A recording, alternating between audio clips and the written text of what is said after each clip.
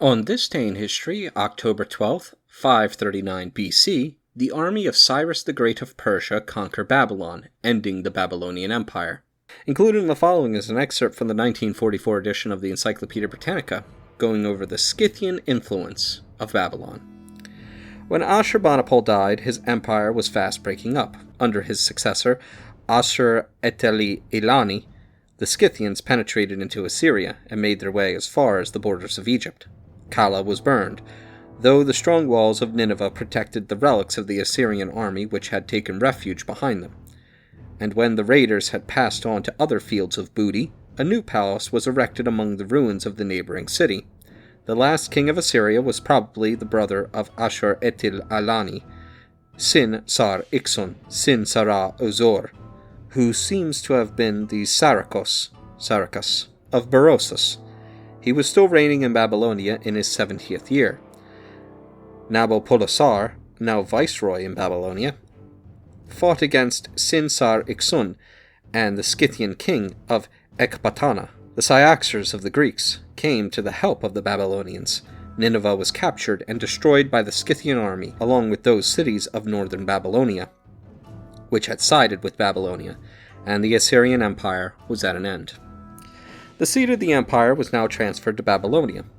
Nabopolassar was followed by his son Nebuchadnezzar II, whose reign of 43 years made Babylon once more the mistress of the civilized world.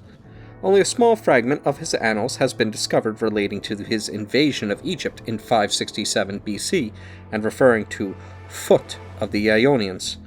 Of the reign of the last Babylonian king, Nabonidus, however, and the conquest of Babylonia by Cyrus, we have a fair amount of information. This is chiefly derived from a chronological tablet containing the annals of Nabonidus, which is supplemented by an inscription of Nabonidus, in which he recounts his restoration of the temple of the moon god at Haran, as well as by a proclamation of Cyrus issued shortly after his formal recognition as king of Babylonia.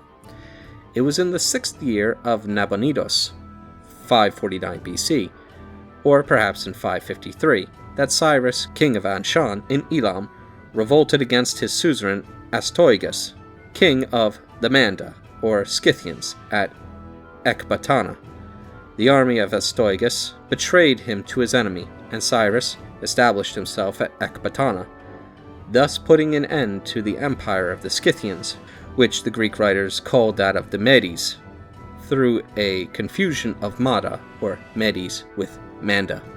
3 years later, we find that Cyrus has become king of Persia, and is engaged in a campaign in the north of Mesopotamia.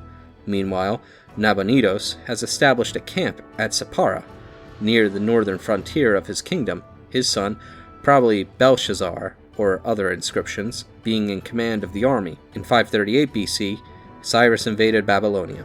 A battle was fought at Opis in the month of June, in which the Babylonians were defeated, and immediately afterwards Sippara surrendered to the invader. Nabonidus fled to Babylon, whither he was pursued by Gobryas, the governor of Kurdistan, and on the 16th of Tammuz, 2 days after the capture of Sippara, the soldiers of Cyrus entered Babylon without fighting.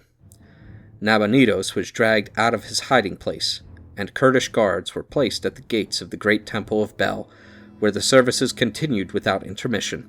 Cyrus did not arrive until the 3rd of Marchesvan, October, Gobryas having acted for him in his absence.